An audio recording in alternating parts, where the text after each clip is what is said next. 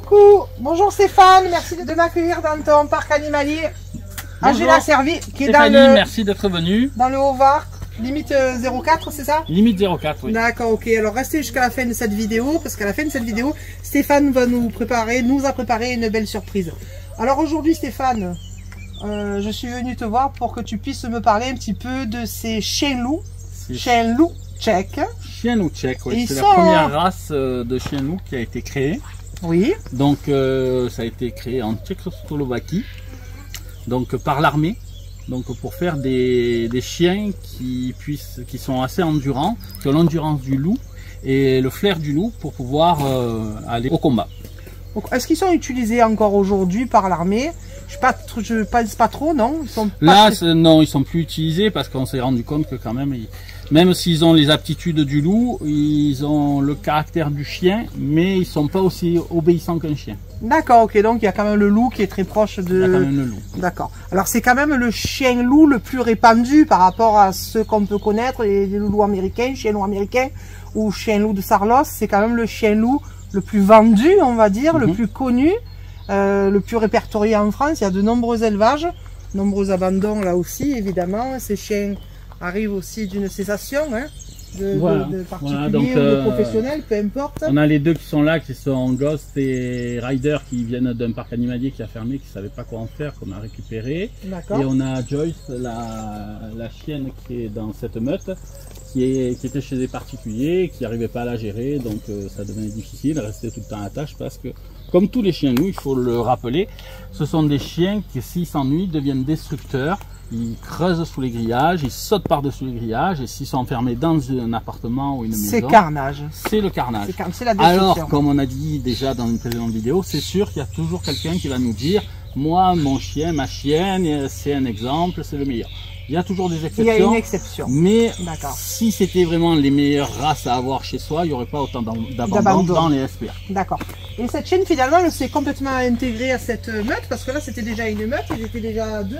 Et tu as réussi quand même à intégrer une femelle au milieu de ces deux mâles. Ben, à mon avis, déjà, ils étaient bien contents d'avoir une femelle, peut-être.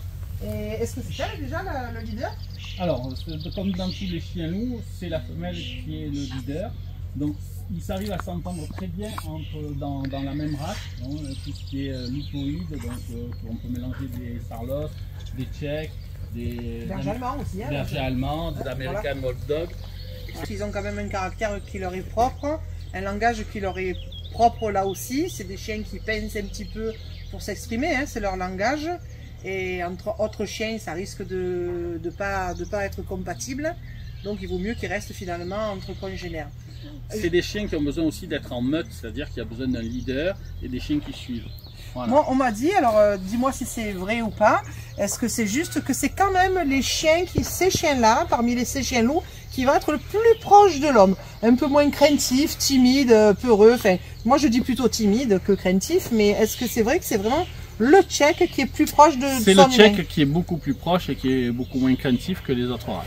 Hein, il accepte un peu plus les caresses que les autres, parce qu'il faut bien savoir que les autres chiens, les autres chiens loups, ils sont pas friands des caresses et des gâtés.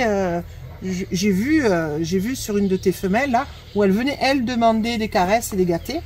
Hein? Voilà, ils sont beaucoup moins craintifs, ils ont besoin de cette relation aussi avec l'homme.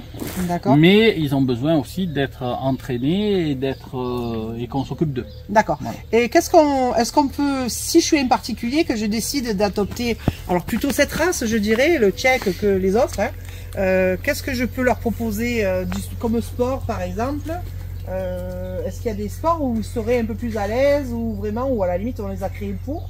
Qu'est-ce qu'on pourrait trouver? Ce ne sont pas des chiens qui vont faire de l'agility par exemple, parce que ce sont des chiens qui n'aiment pas qui arrivent, quand ils butent, ils se frustrent, donc s'ils n'arrivent pas à faire un exercice, ils arrivent à se frustrer.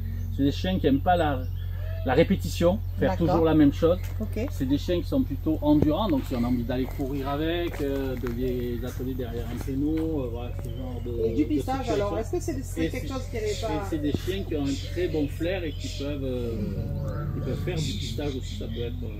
intéressant pour être particulier, pour le dépasser. Et voilà, mais c'est surtout des chiens qui ont besoin qu'on s'occupe d'eux, ce ne sont pas des chiens qu'on laisse dans un jardin, tout seul ou dans un... Après, moi j'ai vu autour là, de toi, il y a des animaux, hein, puisque tu as une parc animalier. Ils ont quand même, par rapport aux autres chez nous, un fort instinct prédateur, je trouve. Hein. Alors, ils ont plus l'instinct prédateur que les Sarlos ou les American Bulldog. D'accord. Mais voilà, après, il suffit de bien les habituer. Moi, je sais que voilà, si on les lâche, ils ne vont pas attaquer, mais quand ils ont été élevés et habitués avec les autres animaux. C'est sûr que si on les prend et on les lâche, ils n'ont jamais vu de lapin, quand on les lâche avec des lapins, c'est sûr qu'ils risquent d'attaquer les lapins. Ah, mais ils ont quand même cet instinct. Oui, ils ont un instinct marqué, mais après il y a d'autres chiens qui ont un instinct prédateur aussi. Mais là, qu'est-ce qu'on a voulu retrouver finalement? La beauté du loup. La beauté du loup, l'endurance du loup, le flair du loup. Mais la docilité du chien finalement. Et la docilité du chien, oui. Donc il y a des éleveurs, il y en a de plus en plus. Tout à fait. C'est un effet de mode là aussi?